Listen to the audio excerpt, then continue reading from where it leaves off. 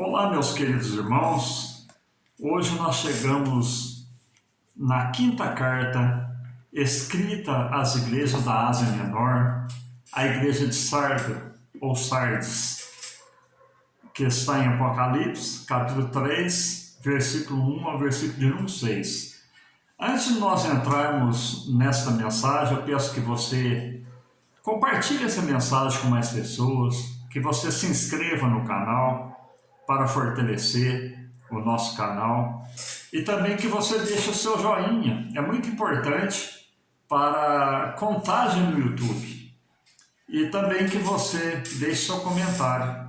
Isso aprimora as nossas mensagens, seu comentário faz com que a gente corrija algumas falhas e venha aprimorar para você estar recebendo um conteúdo conforme deseja o seu coração. Versículo 1 nos diz: E ao anjo da igreja que está em Sardo, escreve: Isto diz o que tem os 7 Espíritos de Deus e as 7 estrelas. Eu sei as tuas obras, que tem nome de que vives e estás morto. Sê vigilante e confirma os restantes que estavam para morrer, porque não achei as tuas obras perfeitas diante de Deus. Lembra-te, pois, do que tens recebido e ouvido, e guarda-o e arrepende-te. E se não vigiares, virei sobre ti como um ladrão, e não saberás a que hora sobre ti virei. Mas também tens em Sardo algumas pessoas que não contaminaram seus vestidos, e comigo andarão de branco, porquanto são dignas disso. Mas também, e ao que vencer, será vestido de vestes brancas, e de maneira nenhuma arriscarei o seu nome do livro da vida, e confessarei o seu nome diante de meu Pai e diante de seus anjos. O que tens ouvido, ouça o que o Espírito diz às igrejas. Meus queridos e amados irmãos, quando nós falamos da igreja de Sardes, a gente reconhece que a igreja de Sardo, ela representa o 5º período do cristianismo. Ele começou, meus queridos, lá na Reforma de Martim Lutero, em 1517 a 1750 depois de Cristo. No dia 31 de dezembro de 1517, Martim Lutero fixou 95 teses contra os erros da Igreja Romana na Catedral de Wittenberg. Quando ele leu Romanos, capítulo 1, versículo 17, Martim Lutero, caiu na sua realidade e quando ele leu esse versículo que diz: porque nele se descobre a justiça de Deus, de fé em fé. Como está escrito: mas o justo viverá da fé. O que Martim Lutero começou a entender com isso, meus amados? Ele começou a entender que o catolicismo romano começou a cobrar suas indulgências para que os mortos ou as pessoas vivas que quisessem ser salvas, eles ofertassem alguma coisa para a igreja. Foi a época em que a igreja romana estava construindo a Catedral de São Pedro, então ali o gasto era tremendo, pois a Catedral de São Pedro é uma das maravilhas das igrejas no mundo. Então o gasto era exorbitante, então eles criaram o que? A indulgência. A pessoa que tinha morrido, os familiares doavam para a igreja alguma quantia, ou algum valor, ou algum bem, para que a igreja fosse construída, e ali aquela pessoa morta, ela teria um lugar no céu. Ou as pessoas vivas que quisessem ter um lugar no céu, também doando alguma coisa para a igreja, elas pudessem alcançar a salvação da sua vida, tendo um lugar no céu. Eu já conheço muitas cidades históricas do Brasil, e inclusive várias igrejas. Se nós formos olhar em São João del Rei, Tiradentes, Mariana, Ouro Preto, Tiradentes mesmo, nós temos a igreja matriz da Igreja Católica. Então, quando a gente entra na igreja, tem o chão é de tábua corrida e tem vários números no chão. Aquilo lá são túmulos. Pessoas mais importantes que ofertaram para a construção da igreja, quando morreram, foram sepultados dentro da igreja. Agora, as pessoas de menos posse eram sepultadas do lado da igreja. Pessoas com menor poder aquisitivo eram sepultadas mais para trás da igreja. E pessoas que eram indigentes, pessoas bandidas, e os cristãos evangélicos, inclusive morreu na época lá um irmão, e na hora de ser sepultado, ele era um cristão e lá não tem cemitério, e o padre ficou um pouco pensativo de falar para o irmão, mas o irmão já entendia. E ele falou: olha, nós não temos lugar mais para frente, só temos atrás da igreja. Ele falou: não tem problema. Aí foi sepultado atrás da igreja, porque era um cristão evangélico. Então as pessoas, até hoje, nos dias de hoje, ainda agem dessa maneira, nessa cidade que mais tradicional, o catolicismo mais tradicional, né? Então nós vemos aqui, meus amados, que Martim Lutero, ele combateu os erros do catolicismo.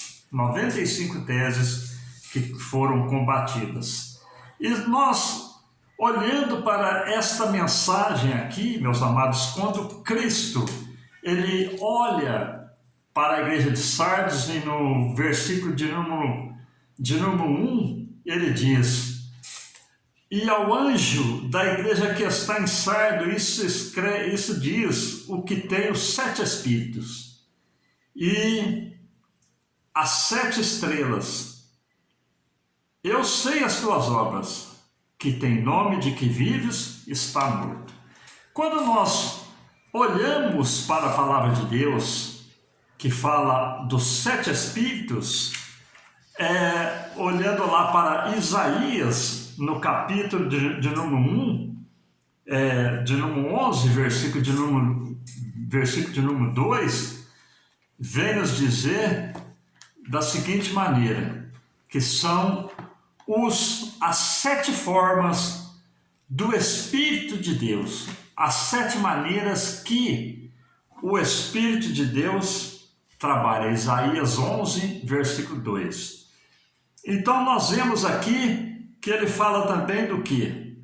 Ele fala das 7 estrelas. 7 estrelas simboliza os 7 pastores das 7 igrejas da Ásia. Então Deus conhece as suas lideranças, aqueles que pastoreiam o povo de Deus. E nós, na última parte do versículo 1, fala: eu sei as tuas obras, que tem nome de que está vivo, mas está morto. Meus amados, tem muitas pessoas na igreja que agem da maneira que acha que está certo, faz aquilo que acha que está certo, mas na verdade, diante de Deus, estão mortos. Mas ele continua a dizer no versículo 2: sê vigilante e confirma os restantes que estavam para morrer, porque não achei as tuas obras perfeitas diante de Deus. Meus amados, a igreja de Cristo Jesus, ela tem pessoas que nós, olhando para a palavra de Deus, nós podemos entender que estão mortas espiritualmente dentro da igreja. Tem pessoas que se diz cristão, mas na verdade já morreram há muito tempo. Então Cristo conhece aqueles que estão vivos e aqueles que morreram. E aqueles que estão vivos, o Senhor diz, confirma aqueles que estavam para morrer. O que Jesus quis dizer com isso? Olha, você que está vivo, cuida daqueles que estão chegando na igreja, que estão prestes a morrer. Cuida deles, discipula eles, ensina eles, para que eles escapem da morte, como muitos já estão morrendo. E nós continuando aqui no versículo de número 3, agora vem a exortação para aqueles que estão mortos, e que diz, lembra-te do que tens recebido e ouvido, e guarda-o e arrepende-te. E se não vigiares, virei sobre ti como ladrão, e não saberás a que hora sobre ti virei. Meus amados, isso fala do que, meus queridos? Do arrebatamento da igreja que está muito próximo. Então, Cristo está falando para a igreja de Sardes, está falando para nós também. Lembra-te, pois, do que tem recebido e ouvido, e guarda-o e arrepende. É tempo, irmãos, de arrependimento. Porque o arrebatamento da igreja, como Cristo diz a João aqui, virei sobre ti como ladrão e não saberás a que hora que sobre ti virei. Então a vinda do Senhor está próxima e não tem hora marcada. Então o tempo de arrepender é hoje, é já.